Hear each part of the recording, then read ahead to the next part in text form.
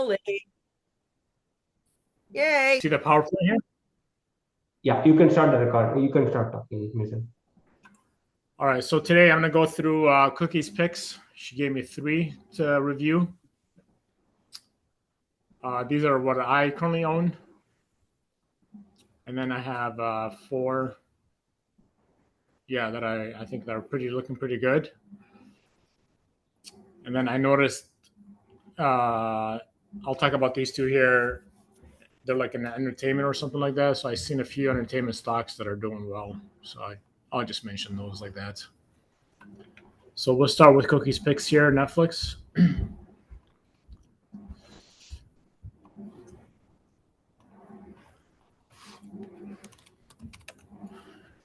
Yeah, I think she sent those to me Monday, and they were looking really good. So, yeah, Netflix still. You guys still see my screen, right? Yep. So I think Netflix still holding up pretty well here. I think it's still buyable, especially sitting on the moving averages. It's getting picked up by a few more funds, so that's pretty good as well.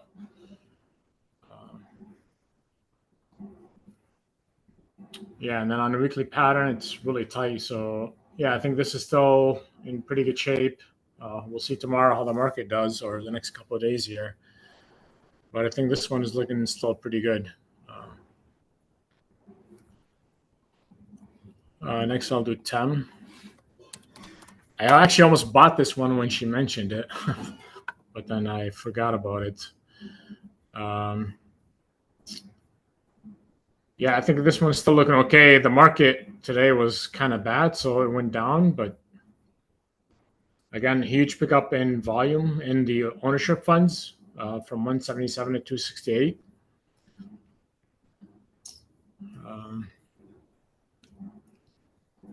Yeah, it's 270. They're saying in June, and yeah, I think this one is doing pretty well as well. So I would, see what happens in the next few days of the market. But if the market comes back, this might be a pretty good one. I like when they gap up like that, and then they just keep going. So Would you say they're working on a handle here? Because I don't really see where the handle was before. I don't know. It's kind of sharp for a handle, no? Like when they come down like that, it's not. I don't know. I think the handle usually should come down like. I don't know if you can draw on this. But it usually takes more than one day. Yeah, I don't know. 7% is pretty sharp. I don't know. Yeah, if I may comment, the it's an inside day, so the prior, how much was the move the prior day?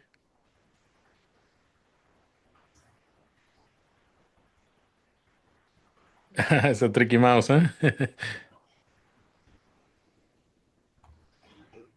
the so it's Yeah. so it was 6%, so it just reverse Yeah, what happened yesterday? Yeah, Mhm. barely.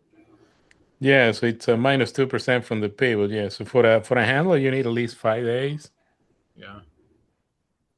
It was looking good, like with a lot of that volume. It was pretty big volume up.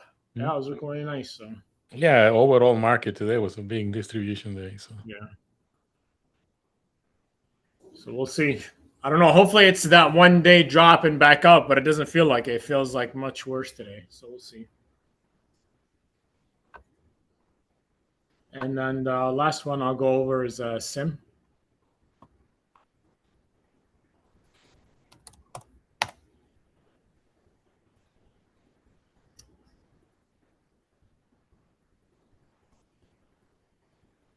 Yeah, I don't know. This one, I mean, it's down, but it's on little volume here. The problem is they didn't have like earnings and it dropped. So yeah, I didn't like this one too much.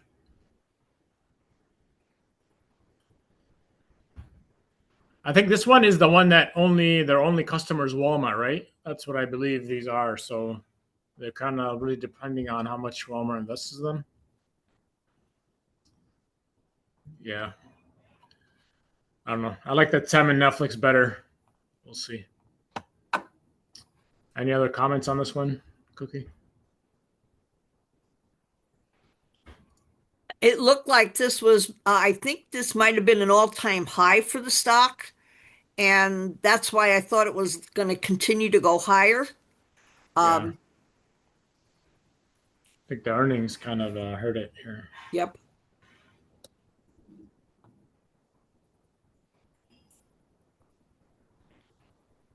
Okay, I'll go over what I own. I own this UNH. Actually, I think I got lucky on this one. So I think I bought it here Thursday. And then, yeah, I saw it coming up with a lot of volume one of the days. Or, yeah, it was kind of taking the moving averages. So not sure how I noticed it, but yeah, I noticed this one. And then, or I think, when was the,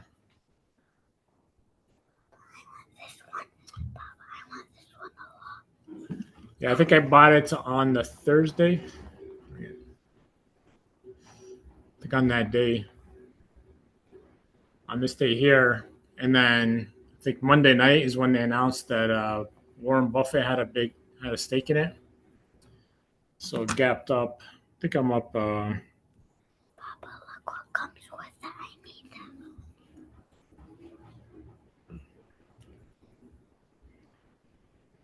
Papa, can I press any of these?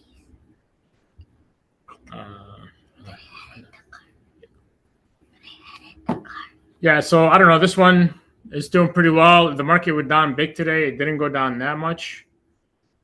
So I think it's still looking pretty good. Yeah, I'm up 14%. I bought it at 266.80. Anyways. And then Tesla.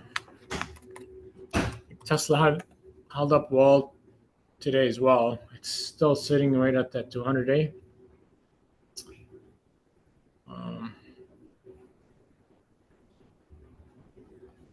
Yeah, I think I bought it here. I bought it at 339. 339.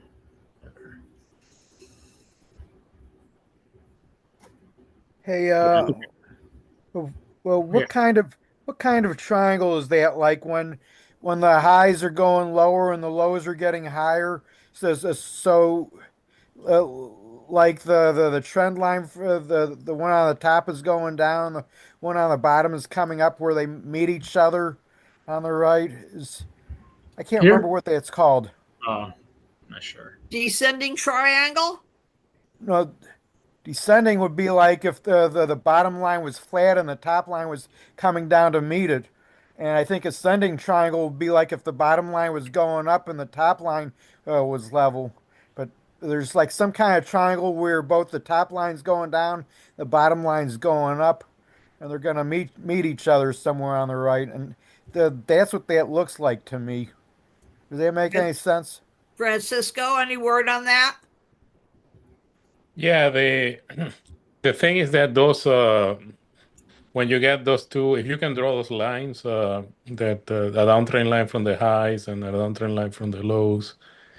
The thing is that um, the some technical analysis practitioners will say that after more than 75% of the length of it is if it doesn't break out, then it will likely fail. But those are technicalities. I would say this looks like a VCP volatility contraction pattern. The problem here is that you got overhead supply. So there are people that bought the stock above 400, and that's December last year. So the Yeah, handle type of formation that Mason draw, it's a good entry. If you want to consider, the good thing is you have the convergence of the moving averages.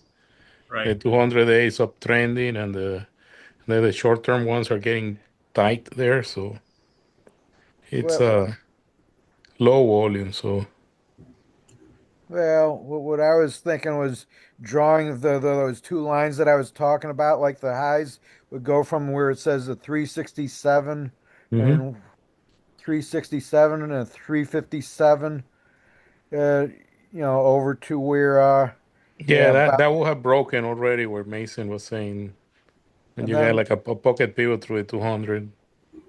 and then I would have drawn the low line from the 278 and Mhm. the 288. It's like that. So yeah, instead of going all the way back to December, only thinking of just going back to like May, drawing those lines from May Yeah, to the something like present. this. I think he broke already. Cookie? Yeah, Screens on test. I'll go back to yeah. Let me clear that up. Yeah, I don't know. I like when they gap around the 200 day, and then when I saw that it gapped, the next day it held, so I just bought it. I don't know. I think I'm down like 3% or something like that. So yeah, 3.15% I'm down on it. So if it breaks down to if it goes down another 1 or 2%, I'll sell it. It's just very low risk, I thought. So If I can interrupt, yep. another way you can look at this is it's forming a pendant. If you take the 367.71 and then connect the I can't read it here, 357.54, and then the a bar from about 4 days ago, you got a downsloping line. And if you go down to the bottom and start the 273 and through the 288 to the 297, you get what looks like a wedge forming. Most people call that a pendant. Yeah, somebody drew it there. And a lot of times what happens is the stock will be trapped in trade between those two lines, but eventually it'll break out and then you take the trade whichever way it breaks out. Yeah, that's what I was aiming at. Just like that. I didn't realize it's gonna be called a pennant. Well, I think there's several names for it. That's just, some people call it a flag, some people call it a pendant. I don't know what the best word is, but the idea being that those are the boundaries, the top and lower, upper and lower boundaries on it, and it will bounce between those until it finally breaks one of them, and that becomes your kind of your signal to pick up on it. Who's Yeah, who is speaking now? This is Gary. Okay, thanks. yeah. The flaw here is that the relative trend line is really lagging, Yeah. and and you don't have a right side volume. Yep. So after earnings, it's a catalyst. Obviously, it's a different stock. Yeah, we'll see. I don't like I said, if it goes down a little bit from here, I'll just sell it. Not thought I would just low risk. Yeah, it was kind of tight, so I thought I'd try it. Doesn't work out, it doesn't work out. And then the last one that I own is this ADN. So I bought this yesterday. It used to be. I don't usually buy stuff like this small, but yeah, I don't know. Like, isn't that kind of crazy that it went from basically 400 to nothing?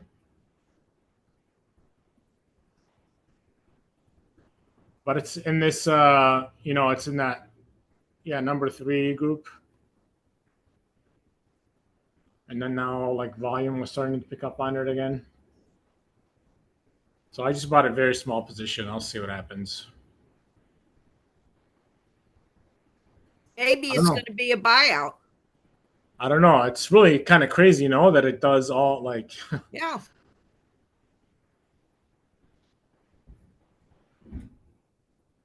But yeah, it's in that same group that Oclo and BE. I don't know.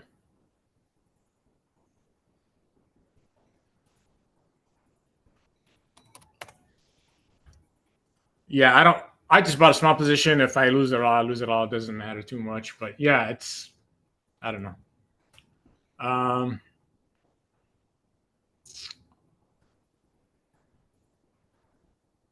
I'm not sure. Yeah, we'll see.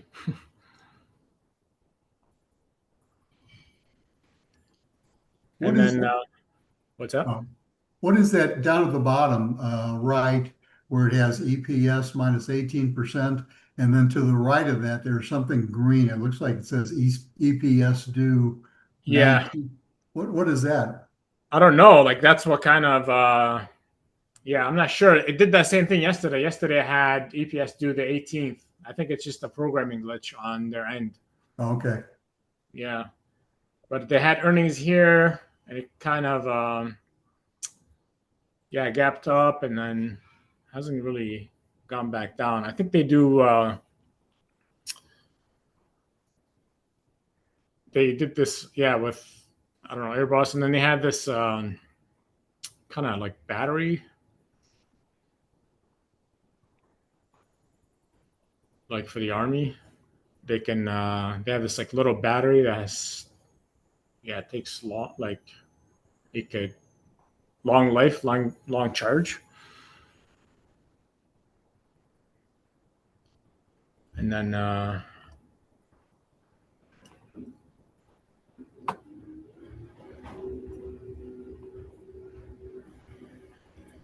yeah, I think they're like in the battery.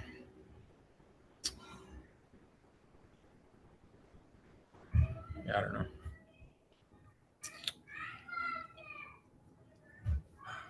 Moving on. Yep. All right, and then whoa.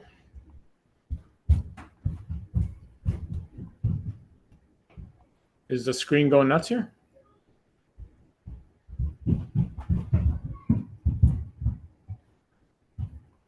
All right, then I saw these stocks here that are yeah still looking pretty good after today. So this FLXS,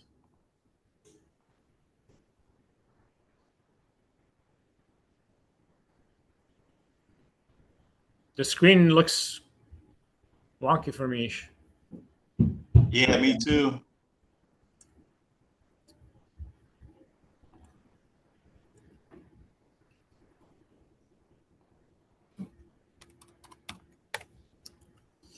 Unshare and share again. I think it's coming back better. Yeah, I stopped and I came back. Yeah, so this yeah FLXX. So they had pretty good earnings. It gapped up. So we'll see what happens. I don't know. And then this Halo, that was looks pretty good.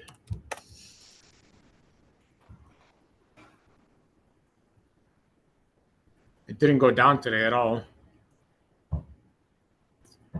And then, you know, it's a huge pickup in the number of funds that own it.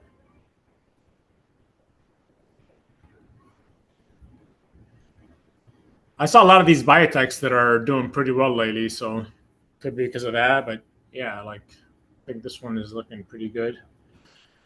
And then Road.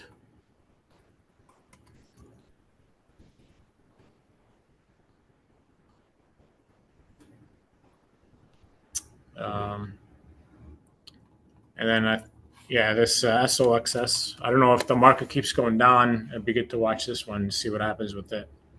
But this is the inverse of the semiconductors. So we'll see. And then, yeah, I saw this NSEG. I think they're like in the entertainment or the leisure. But I saw a few of those stocks kind of moving up. So yeah, it's kind of just getting to where the IPO is going to hit. So this SEG and NXT. XST. Yeah, I don't know. This is in the radio. But like I don't know. It just seems like the tech is kind of moving down. And then these kind of stocks are coming up if you wanted to keep an eye on it. So, Nexstar is buying out Tigna. oh, is it? Yes. Okay. They're buying out Tigna. Oh, okay. All right. Yeah. I don't know. But they had a pretty big volume today. Like, yeah, big volume the last few days. So, yeah, I don't know. I was kind of surprised that this like radio stations are still even around, but yeah. So are your two picks SEG and NX? No, yeah, I mean, these are just, I don't know, interesting, I guess, if somebody wants to take a look at them. I just thought they're in a different space than what we usually talk about. It's not something that I would buy, but I just thought I'd mention them that, So you don't actually have a stock that you're picking for this month? No, I think I'm going to wait to see what happens with the market, but this is what I own, and that's all I'm kind of watching. Yeah. All right. I'm just saying, like, these are looking pretty good if somebody wants to keep an eye on them. Yeah. Mhm. But I'm not really buying anything to see what happens in the next couple of Okay. days. All right. Thanks.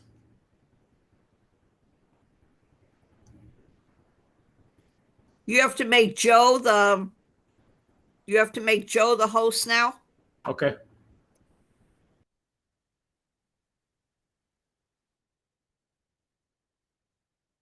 Which, do you see the my welcome screen? Yes, and I love the picture. Very nice. Thank you. For those of you who are Detroiters, this is our skyline. And I did this with AI. Which is I think Google. Okay, I want to start off with my list. And I was just looking. I wanted to point out this was the updates that happened on Friday, and then yesterday, being it was kind of a wonky market. These were updates from yesterday, and if you notice, I highlighted in dark blue here the ones that were taken off. Obviously, the ones that are added are going to be shown. Hey, Joe, we Yes. don't see your screen, actually. We just see the Metro Detroit investors. We only see the welcome. Didn't change. You can shrink down this one, and then you'll see the background probably. You don't see. Nope, not yet. Yeah, still see my welcome screen. Yep. Yep. Hit that little, the shrink down button on the right. Not the X, maybe. Oh, I know, on my Right. welcome screen, you mean? Oh, Yeah, on the welcome screen. Don't hit that one yet. that one. No, you see my thicker. No, we are not seeing anything. Okay, so whenever you get back there. So anyway, I got a lot on my screen, and here I'll describe to you. This is thermal. This is how it looks. This is the symbol. I'm not going to go through the whole picture. So anyway, I got a few different things. I'll tell you what they are. So at the bottom here, I use a Again, we are not seeing too you. slow. All right. So what I do is when these three sections are in agreement, which is We're not seeing your screen yet. We are not seeing you. Oh, you're not seeing me? Oh, I hit the share button. That would help a lot, wouldn't it? There's a second here. One by multiple. It's 100%. I go from the highest point here is the most recent one, and I go to the lowest number there. And so this is Fibonacci. It's 100% there and 0 there, right? So anyway, this is the volume. The next two, there's a couple overlays here. So this is a moving average here, these two. And then I use something called right over here. It says TTM squeeze. So it has some coordinates in there. So what I look like is, this is how the stock runs, usually. And I also use this in my area. I use a weekly because I trade only on the weeklies. Don't really care where it goes in the daytime. Okay, so what I look for is that this situation, there's a lot going on here. So it's coming back up when you it's like the trend is back up. The trend is down, the trend is up. The red is down, the yellow is up. You typically want to buy it like over here, confirmation. Okay, couple things more. You have to have my book, this section here, and this section here all got to be in agreement. Otherwise, you don't want to get in. Of course, you want to get in on the way up, or if you want to go short, you get in on the way down, the red lines. All right, there's a lot of, and then up here, this is like the earnings, right? There's one more thing. So you see this like yellow thing here, right? Actually this way. This is like the money coming in and the money going out. So money's going out, blah, blah, blah. You can also do the Elliott waves and all of that. Well, sometimes I count that. So you can see the money is going back in based on this yellow line. Apparently there was a big day, big volume day this day. Okay, do I own this? No, but I know this is a good stock.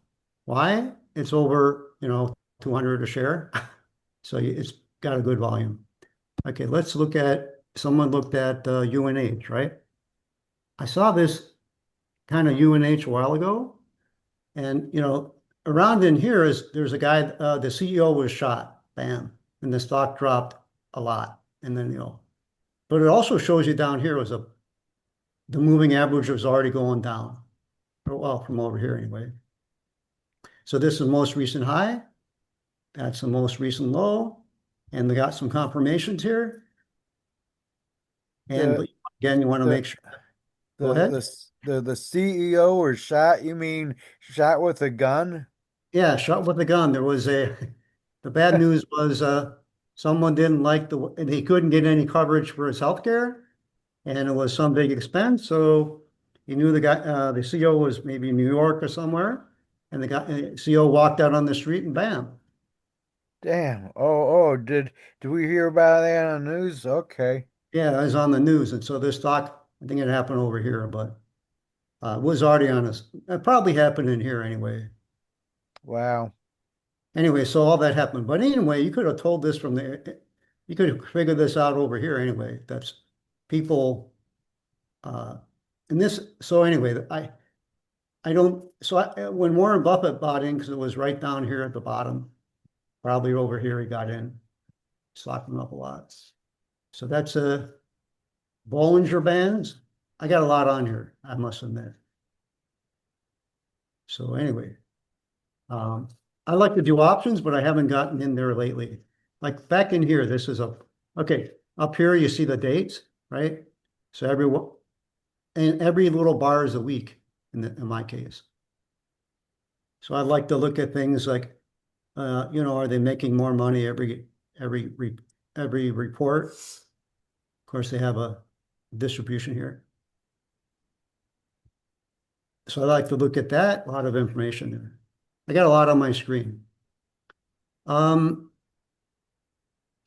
Okay, I'll show you, I'll be done with mine in a minute. Yeah, so I could tell you what I own, which is not a lot because over here it says $1,800 in, $600 sitting in cash.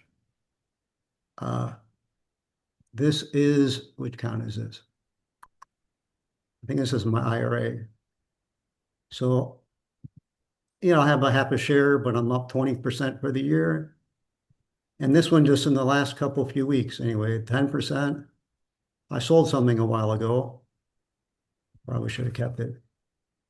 Anyway, so that what I could do is, okay, over here on the left, there's a watch list. You can look at different things. And I have a 2 here. So this is significant because up on my chart, how do I move this little bar is in the way? Up on the charts here, I got the same 2.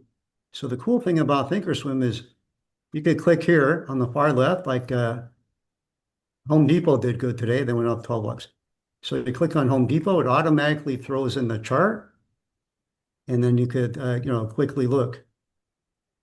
I'm moving a little bar on my screen. It's in the way. Still in the way on my side. So you could take a look here. I don't know. It's coming up. And how do I know that is primarily the moving average changed. And this is all an agreement. This is an agreement. So I'm happy. I'll just, you can still buy in. It may have a little resistance eventually, probably around here. All right, so I'm good. If someone wants to take over, I'm not a regular speaker. I'm just, I don't know how to give it back. Meanwhile, You will be a regular speaker. You will be invited back to do that next month or the month after. Joe, can Yes, you ma'am. can you show your screen again?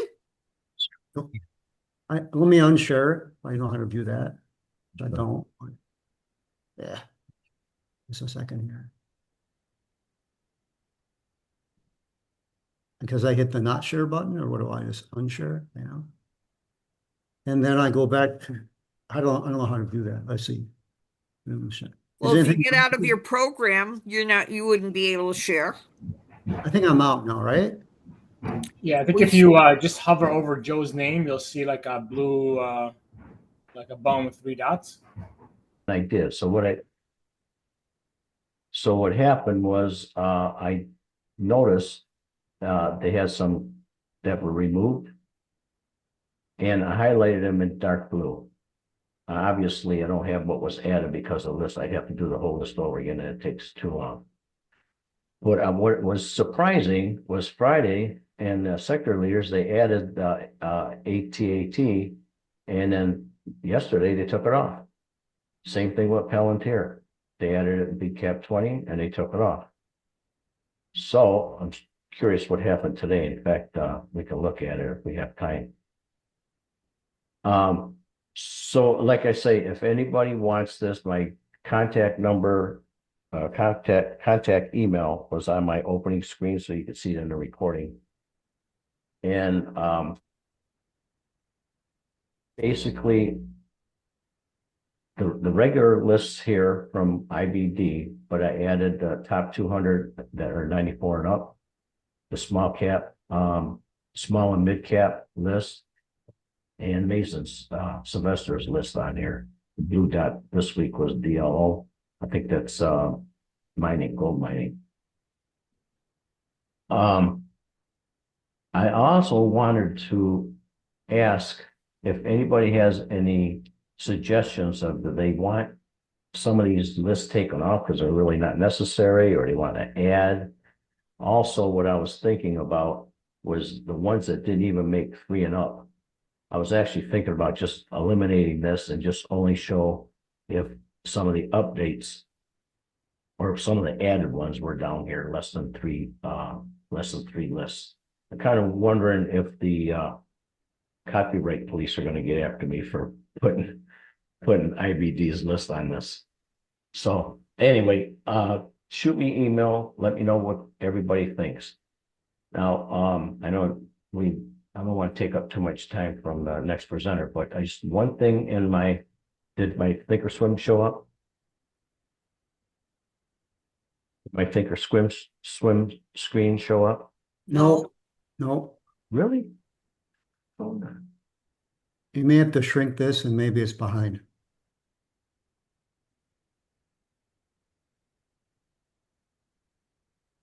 What do you see now? No, if you have 2 screens, you can just drag it over from the other screen. I'm in the screen that I had. Oh, let me try it. Yeah, just drag it over if you can. You see it now? No. No. Something's not right because let me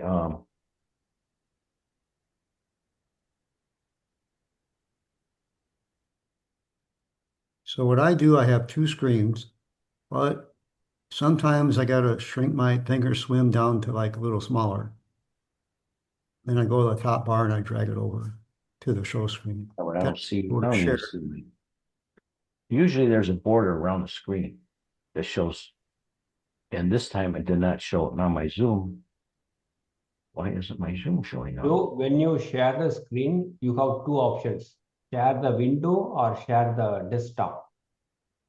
Okay, so if you select the desktop, then it will show you everything from the desktop. Probably in your case, you might have shared only I'm the in window. share. Entire screen. Yeah. Share. There we go. Now what do you see? Yeah, I can Now see we that. see it. Thinkorswim? Yeah. Yeah. Okay. All right. What I wanted to point out, to show everybody is that I ended up putting, being the ATR is getting kind of popular, knowing what the ATR is and what Webby was talking about a few sessions back was that if you're getting into a new stock and you're kind of a new trader, you want to get into a stock that the ATR that is showing the ATR is in a percentage. And he usually says a new trader, usually around 3% is good entry for a new person. It's not going to be a fancy stock or, you know, an exciting stock. He says a kind of a slow mover. But he says if you go up to 7%er, then he says that's in like the more like us, people who trade a lot. You want to look for 7%. Now I think I took it what he meant was for getting into a stock. So anyway, on Thinkorswim, I managed to get these labels put up. This label on the yellow label here is what the present day ATR is. And Netflix is $28. So obviously people who know ATR means it moves up and down in a $26 range. So today, 1 second, what does ATR mean for us? average true range. That's how far a stock will move in 1 day. And this goes back on a 21-day average. So they're saying within the average within the last 21 days, this stock has a possibility of moving up or down $26. So that's $1,000 stock, obviously. So in comparison, you can't compare $1,000 stock. $26 is a nothing, right? So Webby says he likes to look at the percentage because that's more an equal comparison. You know, $100 stock that goes up ATR is $1, you know, it's only 1%. Where this stock here is like 0.1%. So anyway, I managed to get these labels put up here. And this label here tells me how much the stock moved from yesterday to today. So it moved a negative 115%, which you can see it moved $30. ATR is only 26 and it moved $30. So it's a negative amount. Also, what I managed to do was on my watch list. So this is the stocks from my list I make up weekly as of Friday. I also managed to put up the same study I added to the watch list. This shows me all my ATR, so I can just add a glance. I don't have to click to see what this chart says. I could just look at a glance. Like for example, Palantir, its normal ATR is $7.40, and its percentage was 4%.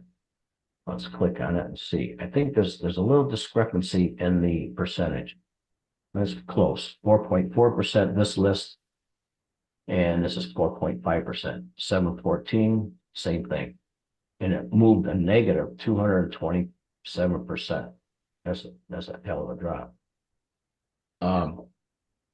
And also what I did is I added the ATR in a box over here. And the reason I did that is I can go back in time and any tick that I hover over will show me down here what it is.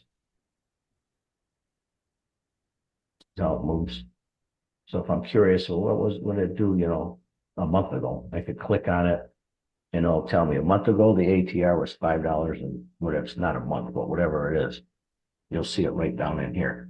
If anybody wants any of those studies, shoot me an email if you use Thinkorswim, or I can just give them this whole screen. Now, this screen that I use that amongst David Sinatra's warning signals and the market forecast, I use all of these. This one in particular, I say this every month, but those who don't know, these are Keltner channels. Each one represents the ATR. This is my 21-day moving average. So this up here, this line here, line here will tell me 1 ATR. This is 2 times ATR, 3 and 4. Now, I look at it because I look at the trend of the stock. This particular stock, Palantir, usually hits 4 ATR and drops back down. Today was unusual. Usually it don't go down that far.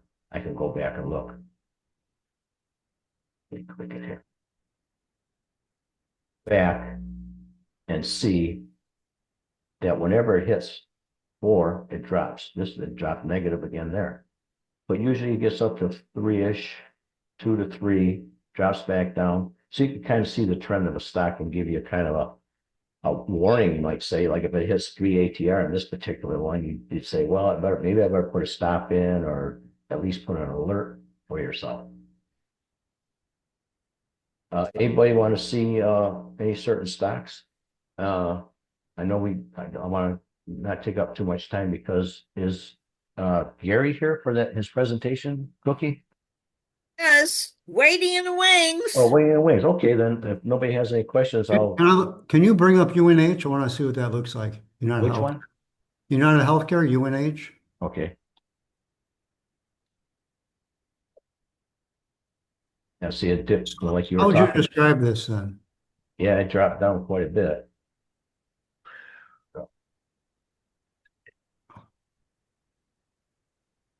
In the past, you could double click, you go back to whatever you have it set at. This is a 1-year chart, daily 1 year. Sorry. Double click anywhere on the screen, you'll go right back. Yeah, this is kind of it's coming back up, but right away, look, it's at 4 ATR and Just Buffett on it's it. starting to drop back down. So, but if you look at another chart, like let's say that warning signals, it's got an up arrow. Anybody familiar with David's it that he built? It might be something to look at. I have half my account in this stock, so make it go up. Okay. Well, David says it's an up arrow shows that it's higher than the previous.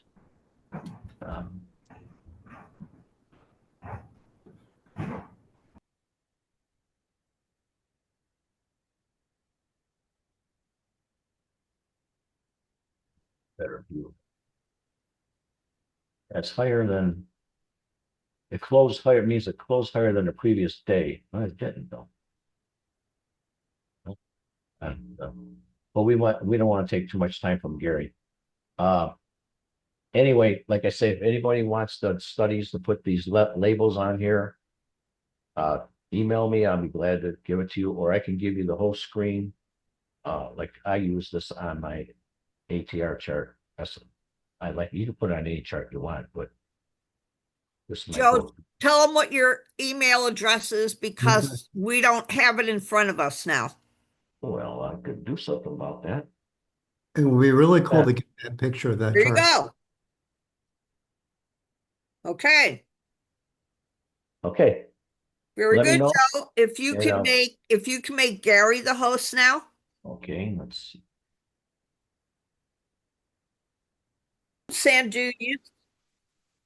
Taljit Sandhu used to give us the TQQQ strategy on our monthly meetings, and he died over a year and a half ago, and so we haven't really had much discussion. And Gary has been very formative in the Alaska group in terms of what they've done with the leverage ETFs, not just TQQQ. So Gary has, been in the forefront of all this, and he is going to share with us this month and next month on his strategy. So rather than say another word, Gary, take it away. Great. Thank you very much. Can everybody hear me okay? Yep, Yes. loud and clear. We're good. Great. Excellent. Terrific. All right. So I am going to be presenting to you today something called the Leveraged Edge Strategy. And outside of Cookie, I doubt that any of you have heard of this before, but this strategy has actually been, it was under development for about 3.5, almost 4 years. So it's been a long time coming.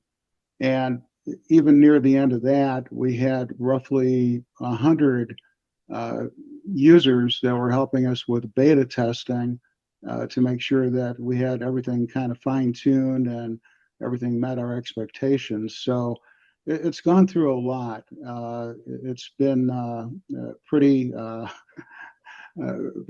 rough road, actually, over the past few years, but this has been live since the beginning of this year, and part of what I'm doing is trying to get around and introduce it to people so they understand what it's about and what it can do.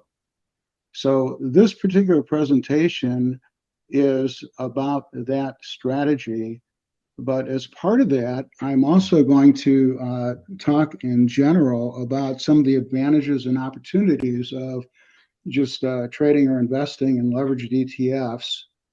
And along with that, we'll look at a few different strategy options besides this one. I'm not going to go into depth in those because that's actually another presentation by itself, but I'm going to touch on it. And then I'm going to talk a little bit about what you might consider when choosing a strategy for trying to trade or invest in leveraged ETFs, some things that you want to consider or think about. And then I'll go into some detail as far as the performance of this particular strategy, the EDGE strategy, and show you how it's set up, what's involved with it, and then touch on some of the strengths of the strategy.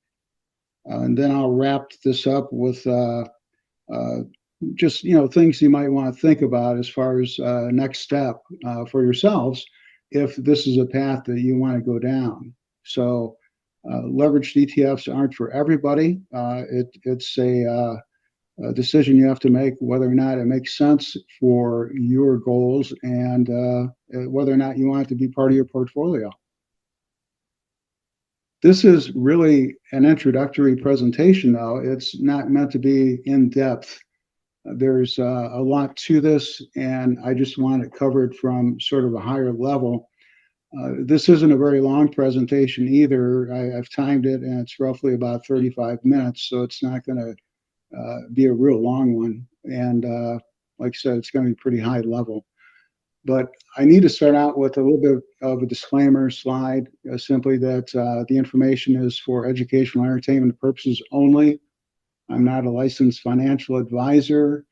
And I'm sure you guys have seen this kind of slide before and these kind of statements. If you just take a minute to read through it, I'm not going to bore you with all the detail here, but it's an important part of doing a presentation like this. I want to touch on just the market in general and looking at what the market did for the first half of this year through the end of June. And I put up both performance and drawdown here for the S&P 500, the NASDAQ Composite, and the Qs, the NASDAQ 100. The NASDAQ 100 had the best performance with about an 8.1% return compared to the other two, which were closer to, well, just under 6%. And the NASDAQ Composite had the worst drawdown, a little bit over 26% for the first half of the year. And I think all of us, any of us, I should say, that were in the market during this period, probably recognized that a lot of this was due to Mr. Trump's tweets and all the stuff going on with the tariffs. So the reason I want to look at this, though, is that it kind of puts things in perspective as you start looking at things like performance around leveraged ETFs. You can kind of think back to this and what the market has done in general. There's a lot of actually advantages and opportunities that come with leveraged ETFs. These are instruments that run at 2, 3, 4 times the multiplier of the base instrument. And I generally focus on 3x leveraged ETFs. That's what the strategy is really focused on, the leveraged edge strategy. And the symbols that we support with that strategy, there's 9 of them right now, and those are all 3x leveraged ETFs. But as you look at the fact that you're going to see stronger returns or potential returns because it's a 3x multiplier, you're probably going to be making yourself vulnerable to that kind of risk on the downside as well. So it's something that you want to consider and think about, and it should be something that is part of any kind of strategy that you adopt for trying to trade or invest in leveraged ETFs. The nice thing about these is they're generally made up of relatively high quality components. So if you think about the Qs as an example, the NASDAQ 100 stocks, these are the top 100 stocks of the NASDAQ Composite Index. So, I mean, it's tough to find a better basket of stocks. And, that's what I mean by high quality components. So if you're investing in a triple X leveraged ETF like TQQQ, that's, using the base component, the QQQ, as its primary vehicle. So you've got good quality that you are investing in or trading. And that actually kind of applies to some of the other leveraged ETFs, whether they be focused on indices or vertical areas like semiconductors or big cap stocks, Mag 7, Magnificent 7, that kind of thing. The other thing is that I think that there's some expectation with these that the performance will probably go up because we tend to believe that the market itself is going to go up, and evidence points to the fact that generally it does. Over time, it goes up. And with that, there's a good chance that these leveraged ETF stocks or leveraged ETFs will go up as well. The thing, though, is that anytime you're going to look at using or trading one of these, you need to make sure you've got an exceptional leveraged ETF trading and investment strategy to help you capture the returns and, most importantly, to mitigate risk. Now, there's another way of looking at this that I think is kind of interesting. And if any of you guys follow Dr. Eric Wish, he's got a website and he does some posting. And I've put on here a recent post. This is actually from Sunday, post that he did on this past Sunday. And the interesting thing is he said that day 78 of the QQQ short-term uptrend, the TQQQ is outperforming with a 72.3% performance, beating all but one, being the AMD of the NASDAQ 100 stocks and all but 6 of the S&P 500 stocks.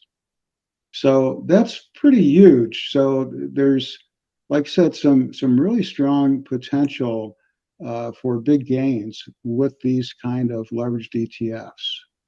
And this, I think, is part of the reason why a lot more people are gravitating towards adding this as part of their portfolio. People like, I don't know if you guys know Viva Jahar, but she's been on Trader Lion and IBD a number of times, and she trades the TQQQ as part of her strategy to boost her overall performance. And she's just one of many traders that are starting to do that because it can be a great way of adding a lot of extra money, extra performance to your portfolio.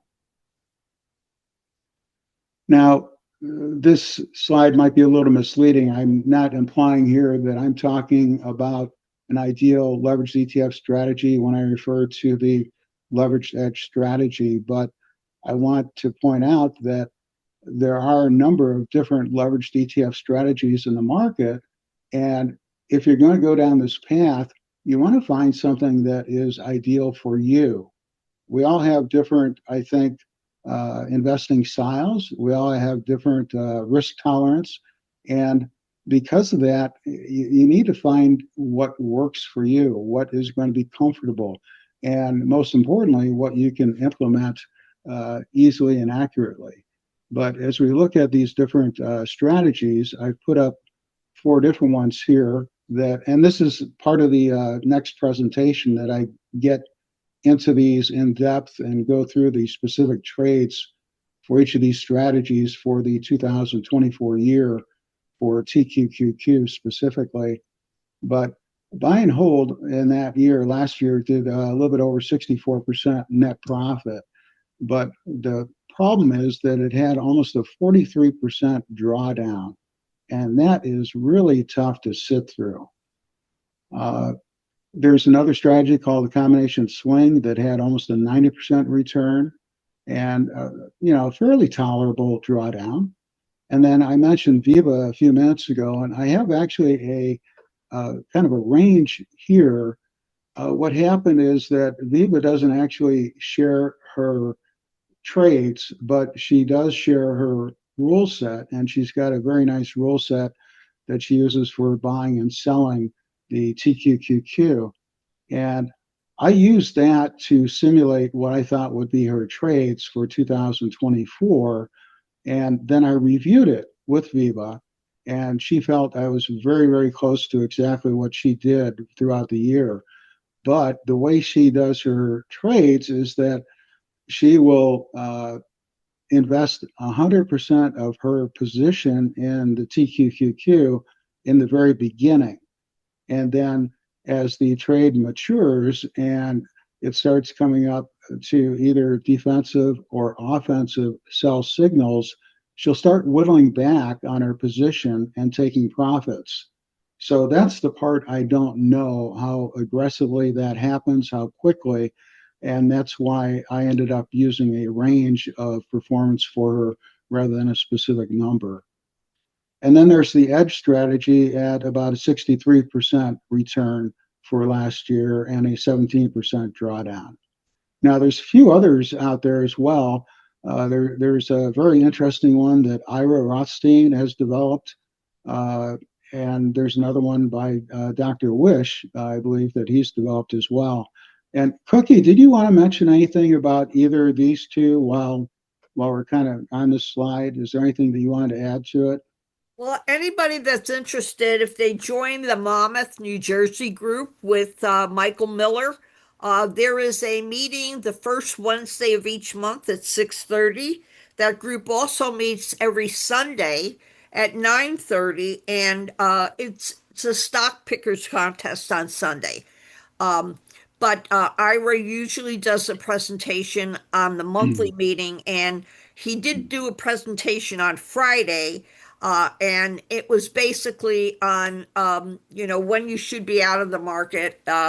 He updated some of the sell rules. And one of the things that Michael is doing right now is he is updating all of the presentation material that Ira has presented and putting it into like a booklet form. So he's in the process of doing that. So, if you join that group, you would probably be able to avail yourself of it. And Dr. Wish had a presentation with Richard Moglen on the Trader Lion conference a couple of weeks ago. That is still available if anybody is interested. If they email me, I can give you the link that you might be able to listen to that. I try to send that out because I did a presentation on Dr. Wish's Green Line Breakout at the New Jersey meeting. Problem was that it was too long and I wasn't able to include it in the email. So that's all I have to say with that. Continue on. Thank you very much, Cookie. I appreciate that. So as you look at a strategy, if you're going to add leveraged ETFs to your portfolio, you should have some expectations. You want a strategy that's going to give you some exceptional net profit returns, and that should be good for short, medium, and long-term periods. And it should be competitive with, and ideally a lot better than buy and hold type of return. And even better yet is if it applies to other major leverage ETFs. And, this is the list of leverage ETFs that the Leverage Edge strategy supports. But the reason I bring this up is because you'll see this in a little bit. There are times when the market will go through rotation, and there will be different groups of these that will do better than others. And if you look back a few years, the Magnificent Seven, the big caps, tended to do extremely well. That would be the FNGU leveraged ETF, and it had some really superb outperformance compared to, say, the TQQQ. So you would have been better off in that particular leveraged ETF than the TQ for that period of time. And I suspect that we'll see something similar here coming up soon as far as NAIL for the construction home builder group. So, if you have a strategy that supports moving into some of these different leverage ETFs, that can be very helpful. Plus, the strategy should provide lower risk than buy and hold. And this gets into that drawdown that I was talking about before that I showed you earlier. And you want to see some reasonably consistent results, and it should be substantiated by evidence. So is there evidence substantiating or backing up the claim of the performance and the risk mitigation? So is that there? Are there, and the best way that I know of is through back testing, but the bottom line is you need to be convinced and believe that the strategy will do what you think it will do. Otherwise, it's going to be really hard for you to follow it. And you want a strategy that's going to be flexible. So ideally, something they can modify a little bit to maybe better fit your particular investing style and your risk tolerance, and something that you can implement easily and accurately. And this is very important because I don't care how good the strategy is, it could provide you with 100% returns on an annual basis. But if you can't easily and accurately implement it, then it doesn't matter because you aren't going to see that kind of return. It's just not going to happen. And there should be good training available to learn how to use it effectively. If that's not there too, it's going to be really tough. This is the Leverage Edge strategy, and this is really focused around a custom rule set and custom stochastics. That's what it was built on. So it's a rules-based custom program that actually is fairly easy to use and understand, and there's a lot of training available to help with that. All the signals are data-driven based on a back-tested algorithm, and those provide buy and sell signals, and they take a lot of the emotional part of trading out of the decision-making. And this is really key and really important because it really gives you a structured approach to trading these, and with them being as volatile as they are, that's very helpful. Customizable parameters and predefined settings, and that's another key feature here. One of the things that I do is I provide a spreadsheet to all of our members that provide the settings for each of these leveraged ETFs to use with the strategy, so that once implemented, there's pretty high confidence level that there's going to be some pretty good results that come along with that. Now, of course, that's very market dependent at the same time. And there's some really strong risk management controls with stop loss and profit-taking thresholds. This is really key with any strategy you develop. If those kind of risk mitigation steps aren't in there, be really careful.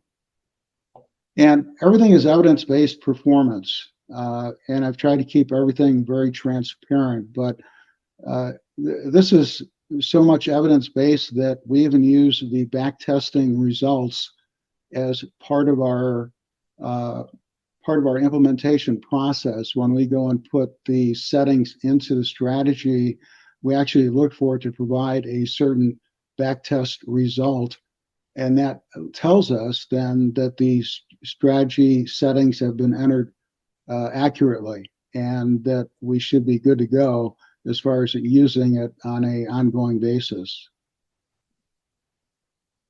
If we look at performance, I want to look at this from a risk first perspective. So this is all drawdown based on buy and hold drawdown for these different leveraged ETFs. So if we look at the TQQQ as an example, the orange bars are the buy and hold drawdown, and that was almost a 62% drawdown for the first half of the year compared to the strategy at about 11%. So you can see the numbers across the top with the orange and the blue bars here, but the bottom line is the drawdown is significantly less using the strategy compared to buy and hold. If we look at performance, net profit, the strategy at almost 70% compared to buy and hold, 5.6% for TQQQ. FNGU, almost 50% compared to 2.7% for buy and hold. So again, it's pretty obvious. Everything was positive along here with two exceptions. The semiconductors were under a lot of pressure early in the year. That didn't start changing until April. But because of that, the first half of the year was pretty bad for both the strategy and buy and hold as far as performance. The same thing is true as far as the construction homeowners with nail, and that's probably going to continue staying in the cellar for, I don't know, a given period of time here. But it is starting to move up. In fact, there was some pretty significant performance in nail over the past month. That was pretty interesting. This is looking at from a little bit longer time period. This is a 6-year look.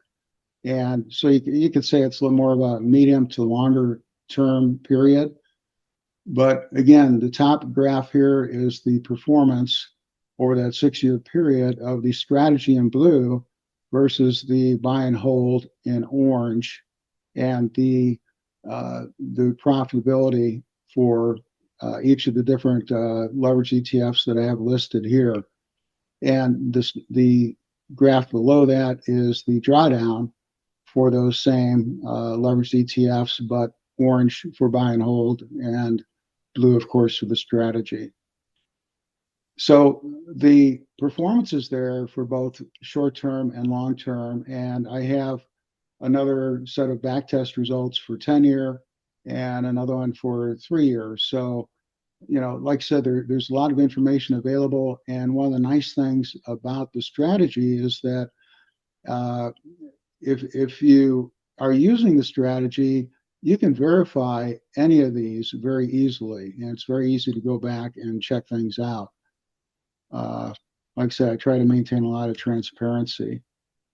The other thing that I felt was very important is that you can do a back test over a given period of time, and when you look at multi-year periods, you're going to see compounding impact the results. And I said to myself, well, if I'm going to adopt a strategy in a given year, I want to know how, or have some kind of sense of how that strategy is going to work out for that year before I even get into it.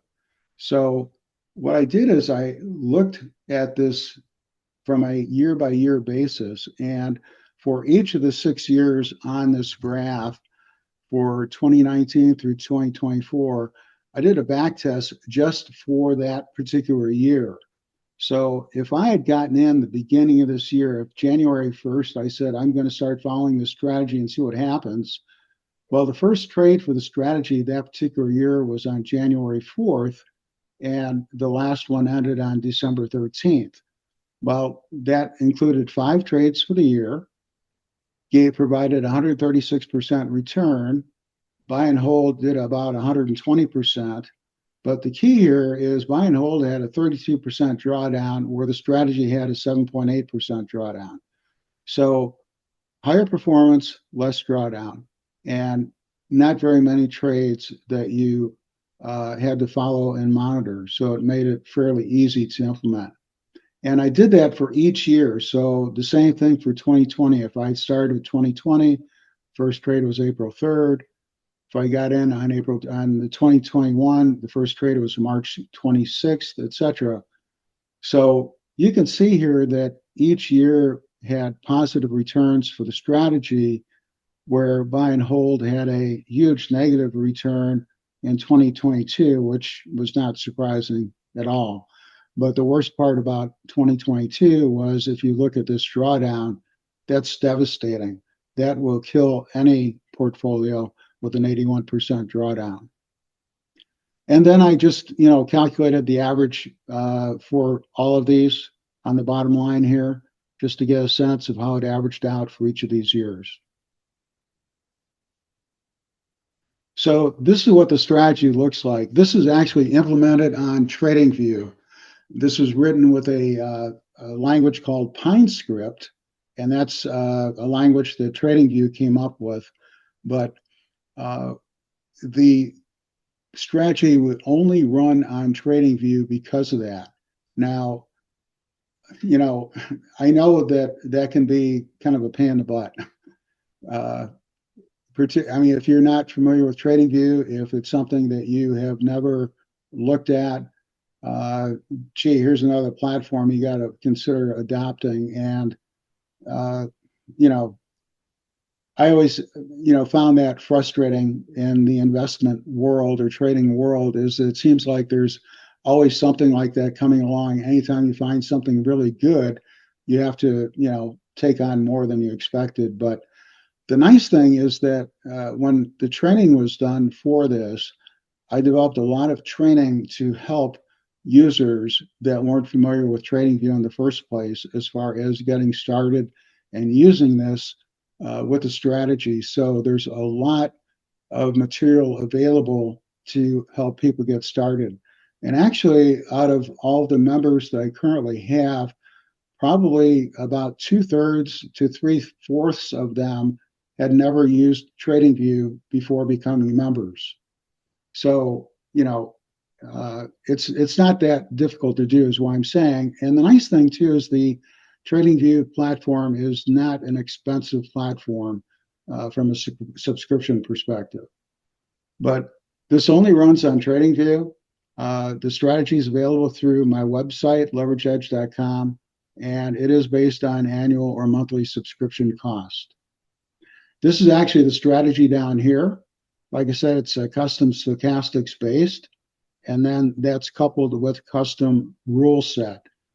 But again, this obviously looks like stochastics, and that's what it is. It's custom stochastics down here. Taking a closer look at this, if we clicked over here on this kind of hexagon looking icon here, it would bring up this setting right here for the strategy. And there's 4 tabs here. Generally, we only are concerned with the input tab. Occasionally, we might have to make a minor adjustment to the properties tab, and rarely will we touch the style or visibility tab. But all of the settings within this, if you have a question about what a particular setting is with a field, there's a little icon next to each one that looks like a circle with an eye. If you just click on that, you'll have a pop-up that will explain what that particular field is about. And for each of these, they correspond with the spreadsheet that I provide our members. And I'll show you what that looks like here in a second. But this input tab actually goes down a little bit further. I couldn't show the whole tab. It's a little bit longer than I could show on the screen. This is the spreadsheet though that I provide. And this is that 6-year back test that I showed you the performance results for a minute ago. And I divided this up into 2 parts. A top part here with settings, and then a bottom part with settings as well. And the reason I did that is because in the bottom part, I'm actually adding an external indicator to our strategy to help beef up the performance. So what happens is that we would use these particular settings. So proprietary, whoops, sorry. Back here again. Went wrong way, sorry about that. So for the settings, we'd have TQQQ on the chart. The stochastic type is weekly. The stochastic type is proprietary, and that jives with here. And then the settings 543 in line. And then we have the trade settings. We're trading long only. We don't do any short trading with this. And we have a trailing stop, something called a PD stop, and a profit target. And again, this 35.5, 12.9, and 31 are right in line here. So again, it's easy to just figure that these go right in order over here. Same thing with this, what we call an exit level, which is 63. And then we've got a buy range and a sell range. But after we put these settings in, and we set this for a backtest range of January 4th to November 1st of these years, we should see a net profit result of $436,074. Now, if we do the same thing, but we add that additional indicator down here, which in this case is a MACD histogram, then we should see a net profit result of $883,938 for that 6-year period. And then these are the buy and hold comparative numbers as well, down here and here. So what that translates to in actual usage is once you get through putting the settings into the input tab, and that would include these backtest dates down here, the start backtest date and end backtest date. Then down here in the bottom left, you see in green where it says $883,938.08. That's the backtest result that I was looking for that included the additional indicator that tells me that all of the settings that I've put into here are correct. And now I know that I can use this confidently because all the settings are right. And all I need to do is change the backtest date here from a 2024 to a date in the future. And I do that just by changing the 0 to a 1. So it's a date in the future because the strategy and trading view is only going to show results on the chart through the end backtest date. So by putting a date in the future, it will continue showing up here any kind of signals that happen in future dates up until about 100 years from now. So that's what you have to go through as far as the settings and getting this going. And then it's pretty much monitoring the signals. And part of this is learning the rule set. And again, I have a lot of training that's available to help you understand the rules that apply to the custom stochastics and the custom rule set that we use. This is from my website. This is a live chart, and I'm showing an updated version of this every week. Every week I update this. This runs a 1 week behind, so this shows results through August 8th. And this is the leveraged edge strategy versus buy and hold versus buy and hold with a 52.7% versus 11% drawdown for buy and hold. But anyway, the results are down here as far as the performance results. on this chart. And so far, the strategy has had 5 closed trades. It has 1 open trade because it had a buy on August 8th. It had a 63.5% return compared to 10.8% for buy and hold. Drawdown 11% versus 61% or almost 62% for buy and hold. And outperforming buy and hold by 52.7%. So, you can see this simply by going up to the website, and it's live. There's some other charts up there as well that I keep for monitoring some of the buy and hold leveraged ETFs, just to get a sense for what might be happening from a rotation perspective. Some of the key strengths that this particular strategy has is that, number one, I provide all the settings, so you're going into it with a pretty strong idea of getting some decent results based on the settings that I provide. And you have a good way of getting confirmation that you have set things up properly based on the backtest results that the strategy trust tester within TradingView generates. And you can look at historical trades that, the backtester generates for a given symbol, individual trades, as well as just simply moving back to time and time on the chart to see how the strategy is performed in different types of markets over time. This is a very transparent process. It's got to be, otherwise there's no confidence. If you're going to have confidence in a strategy, you've got to believe that it's going to do what we say it'll do. There's a lot of flexibility, multiple leveraged ETFs to choose from. You can change settings to adjust them a little bit for your trading style and your risk tolerance. And I'm still working on adding additional leveraged ETFs to this, and possibly even some non-leveraged ETFs. But there's a lot of things that I just haven't had the time to test out with the strategy to see how they work. BULZ was one of the recent leveraged ETFs that I added just in the past month. So hopefully there'll be more that we'll add over time. And the other nice thing is we have a Discord server that I use to communicate with our members, and our members use to communicate with each other. So there's communication going on within that Discord server about strategy trades, about the strategy itself, and it's a good way to share information and to learn from other traders.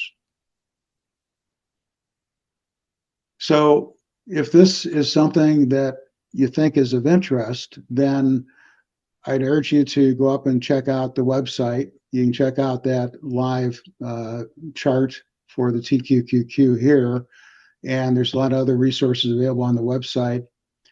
There's a lot of videos that I've done on YouTube, and you can always follow me on X. And then if you're interested in signing up and becoming a member, we'd love to have you join.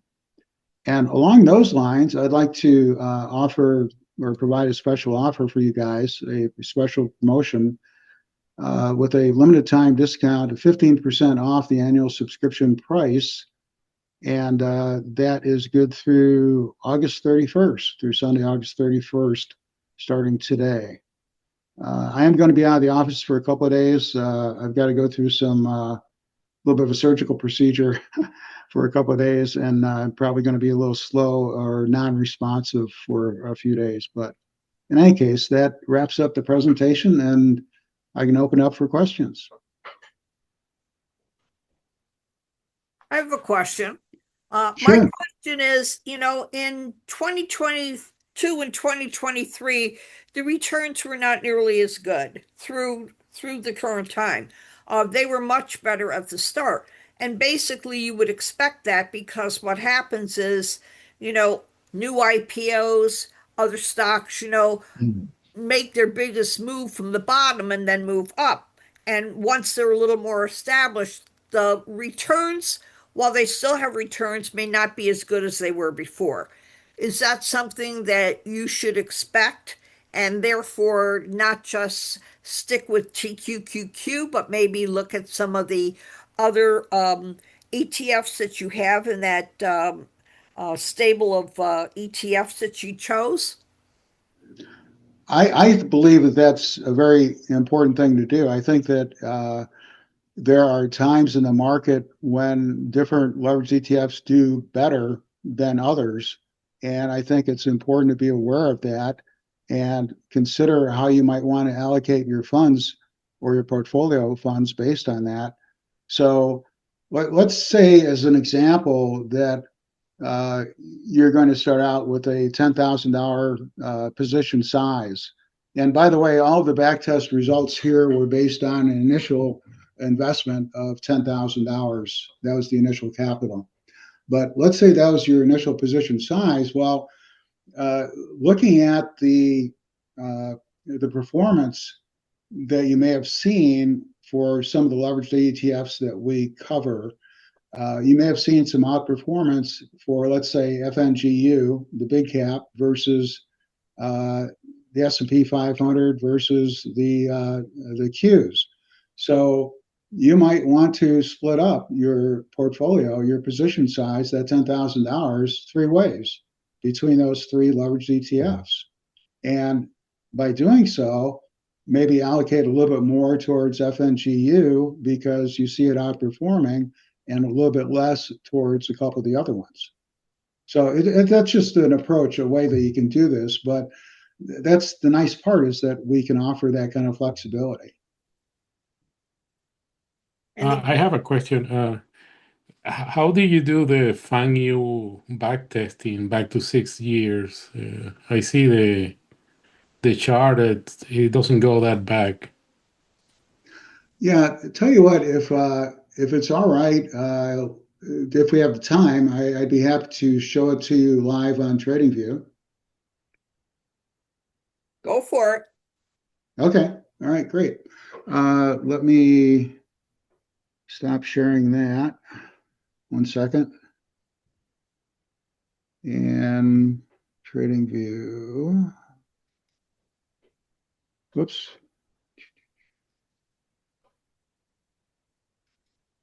There we go. And what I'll do is I'll move that over here.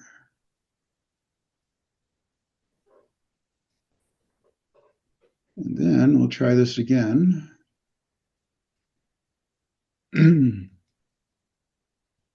All right, can everybody see the TradingView chart? Yes. Yeah. Great. Okay, terrific. So this section down here is called the TradingView Strategy Tester. And with that, if I'm doing a back test, I get overview results, which would be the total P&L for a back test, the number of trades, and then they try to give you things like, drawdown and things like that. But unfortunately, they usually aren't very good at getting that accurate, at least from what I've seen. But the thing is that you can then click on this, which is a list of trades, and it shows you all of the trades that were involved with that particular back test. So right up here in the strategy right now, I have this set for a back test of 6 years from January 4th, 2019 to November 1st of 21-24. And what I'm going to do is change that to 2024. And when I do that, over here, you see how this now number has changed, the $883,000 I mentioned before for the back test. Yeah, Gary, no, my question is on the FANGU, the FNGU, the triple leverage FANG. I'm sorry, say that again, please. The FANGU ETF? The FNGU, yeah. Yeah, that one started traded in February, March this year. Or yeah. Well, here's the thing about FNGU. I have backtest results because I've been working on this for a long time, for years actually, but Micro, I forget the name of it, Micro something, but anyway, the guys that have the FNGU portfolio, they ended up changing the symbol to FNGA, then they changed it to FNGB, and then they changed it back to FNGU. And that all happened the beginning of this year. Well, the early part of this year, I should say. But because of that, now, when you bring up FNGU, you can only see through back through the 20, I think it's the 22nd of the month, is as far back as you can go now, as far as a date for any kind of back test result. So if I go to February 5th,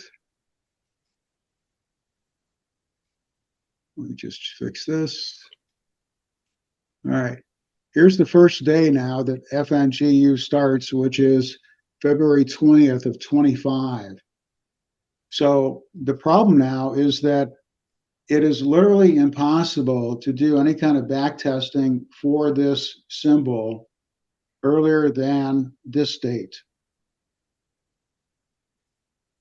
Now, because I had already done this and I knew what my results were through various periods of time, I mean, the symbol itself hasn't changed. The properties haven't changed. The only thing that has changed is that we can't go back an earlier time than this February 20th. Okay, got you. That explains it. So thank you for. Yeah, unfortunately, it's impossible. Yeah. Okay. So yeah, what you presented then is the historical backtesting that you did before. Okay. Yeah. So So the backtest results I show you is from earlier, the stuff that I did earlier. That's correct. However, the stuff that I showed you for this first half of the year is specifically from this date through June 30th. So you couldn't use the symbol FNGB for the period of time that they changed the symbol and then add No. that in? Couldn't do it. No, it would be nice if you could, but if you put an FNGB, see what Yeah. happens? I Yeah. get invalid symbol. So yeah, I mean, it was very frustrating, believe me. I was very disappointed to see them do that. Go back to the company and give them hell. I did. I sent them a note. I told them I was very displeased with what they did. Any other questions?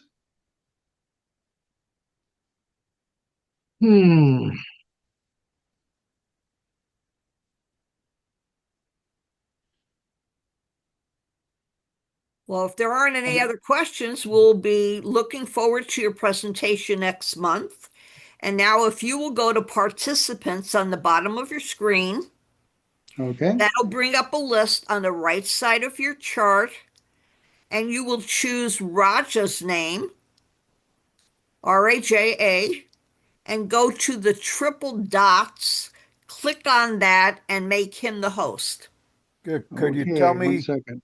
Could you tell me your email address before you stop being the host? As soon as you stop being the host, your chat will become disabled.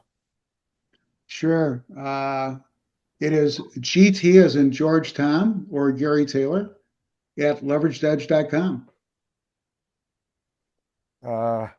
Everybody will get a copy of the recording and the slides as soon as possible. Okay. Whether And- you attend the meeting or not, if you are a member of this group, you will get this recording. And I will see if I can put up the my email here in the chat as well. Okay, I'm clicking on making Raj host, Okay. and I've clicked on making him host, and I'm going to stop sharing. Yep. I've Wonderful. stopped sharing. Okay. You've done good. You've done good. Thank you very much. Thank you. I appreciate your time, everybody. Thank you very much. Okay, let me share my screen.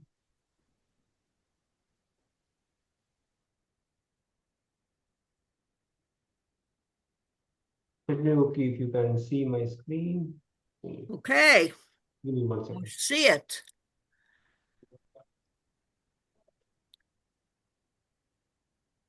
All right, that's what we need to see. So I didn't take time at the beginning. Are you recording? Yeah, recording is on. Go ahead. Okay. These are the picks from last month. Gary had one pick, SBET, purchase price $37.30. The price yesterday was $20.12 for a loss of $45.73. I had two picks, NBIS, purchase of $53.31, lucked out because it went to $73.12, a gain of $35.46. RCAT, which was purchased at $11.46, yesterday's price $9.19, a loss of $21.60. So that would have given me a gain of only 13% if you average out the two. But want to bring something to your attention because it was very difficult for us to pick stocks last month. The reason for that is if you go back and look at any of the index charts, you will see that we were in a shelf or sideways pattern for that period of time. So it is very difficult because there are not that many things that are outperforming and it's harder to find things. The same was true with this month. And normally the sideways movements last for 2 to 3 weeks. So we are in week 2 of the sideways pattern. Even though some of the indexes have made a new high, if you look at the up, down, and close for the day, the range has been very, very narrow. So if you only have to go up by a couple of points to make a new high, it's easier to make that happen. Moving on to the next slide.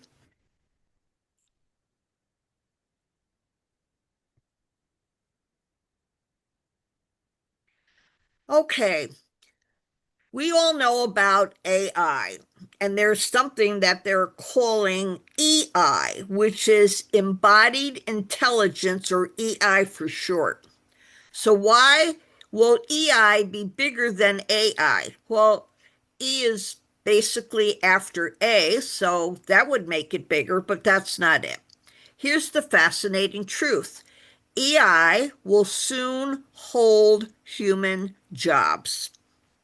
It will greet customers at the front desk, perform manual labor, and even care for our elderly. You see, the second wave of AI tech is the new physical evolution of artificial intelligence, something called embodied intelligence, EI for short.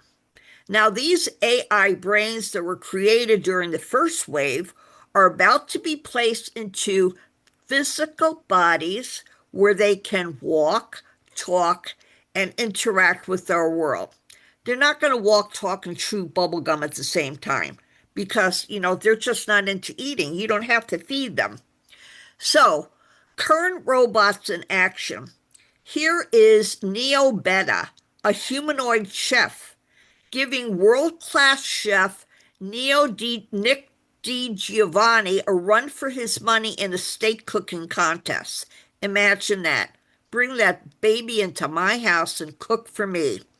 Another humanoid called AI DA created a portrait of such high quality it sold for a whopping $1.1 million. Engineered Arts built an acting robot for hire called Robo Thespian. You can watch it perform Shakespeare's Hamlet on their website. So where is some of this action happening? This document is the first paper released from a secretive robotic facility in Pittsburgh. Inside, they revealed their proprietary ASAP, as soon as possible technology, but they're calling it aligning simulation and real physics. With this technology, robots can now practice physical movements millions of times in a digital stimulated reality. Then they test these moves in the real world. After they take data from the real world and feed it back into their visual simulations, where they can practice again millions of times, but with even more accurate predictions and data, they just keep getting better. This creates a tighter and tighter feedback loop for robots to learn how to move just like us. Now they can learn just by watching us. That's not good. You know, a lot of us have really bad habits. I hope they don't pick them up. Here's Unitree's GI robot copying moves from a Kobe Bryant video. Engine AI's robot watched a dance instructor to learn how to perform a dance from a movie, Kung Fu Hustle. 16 Unitree robots danced in unison at a spring festival gala in China, where they were watched by over 1 billion viewers. And Boston's dynamic robot Atlas can breakdance, somersault, cartwheel, front flips, and back flips. I wonder whether or not Atlas is going to compete in the Olympics. It's beating PhD-level experts in answering high-level science questions on chemistry, physics, and biology. EI will send the stock market higher. Because of that, EI promises to save certain types of companies billions of dollars, meaning high profits for these companies, bigger dividends for investors, and soaring stock prices. Let's look at factories, for example. Agility Robots have already developed their digit humanoid robots in Flowery Branch, Georgia, in a Spanx women's wear factory. Spanx is a very thin fabric they use for underwear for women. They also have a contract with one of the world's largest logistics companies. Don't know what they're going to do there. Within 30 days of starting work with this company, Figure A.I was conducting end-to-end operations. So what is the price of renting a robot? The founder of Figure AI said their robot will cost around $30,000. So the monthly lease cost would be around $300 a month, which breaks down to $10 a day or 40 cents an hour.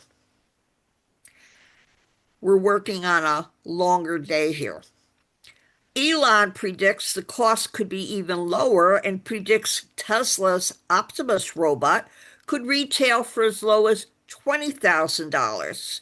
And recent reports said the Unitree GI could be only $16,000.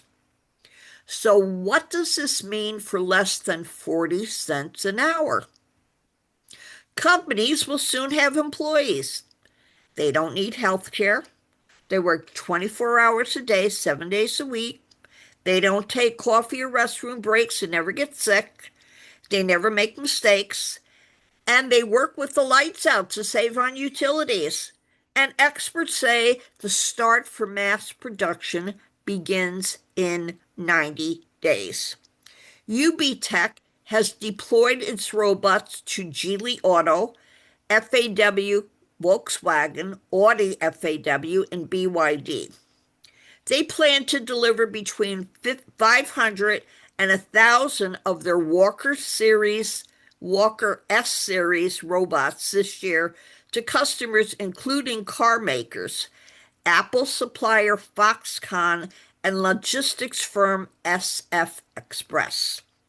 Apptronik started at the University of Texas at Austin. This company signed a deal with NASA to use its Apollo robots in dangerous conditions too risky for humans. They also announced a deal with Mercedes-Benz to use Apollo in the company's manufacturing lines. Elon Musk said in late January he aimed to deploy 10,000 Optimus humanoid robots in Tesla factories this year. He plans to produce 100,000 Optimus robots the next year and 1 million the year after that. A new robot called Eric is specifically designed to assist with tasks related to elderly care.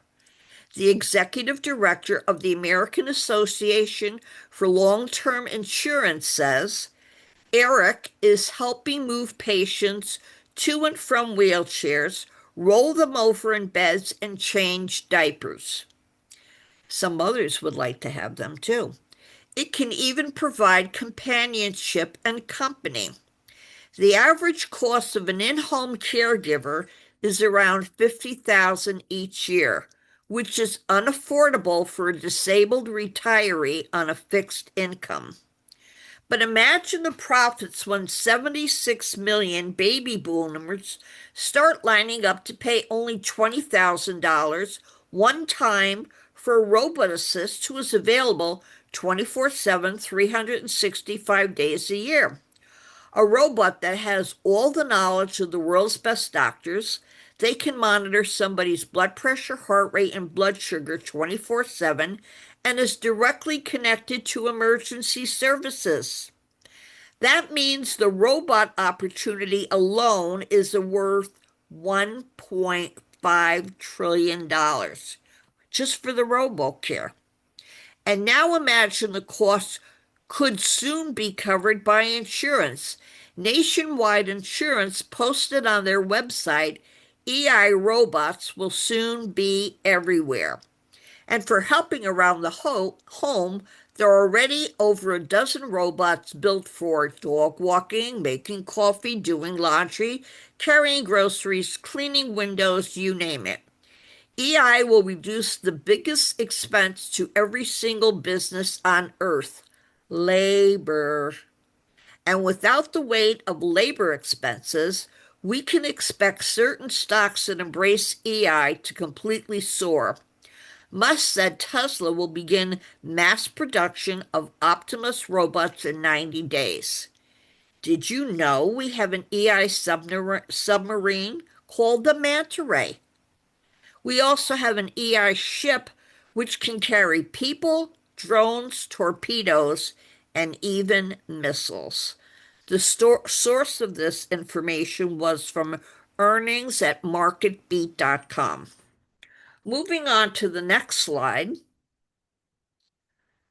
There were many different names that appeared in here, so being that I'm anxious to make money, I listed all of them and looked to see which of them were publicly traded. None of the above except for Tesla. But we don't know which Musk company is going to make the robots. So is it Tesla or is it some other company that Tesla owns? And stay tuned because I still think that in the very near future, Starlink, which is owned by Tesla, is going to be a new IPO. And that's going to be a rocket ship for sure. So I think there might be one more slide. And that one more slide basically shows the stocks that I have in my robotics portfolio. And you can see that on a year-to-date basis, the only one of them that has really outperformed is SYM, 121.72% year-to-date. All of those were down, and this was as of Friday's close. So you can see that most of them were positive except ISRG and RR, which were both negative for the year, but positive for the month, and some of them were positive for the week rather, and some of those were positive for the month. So you heard it here first.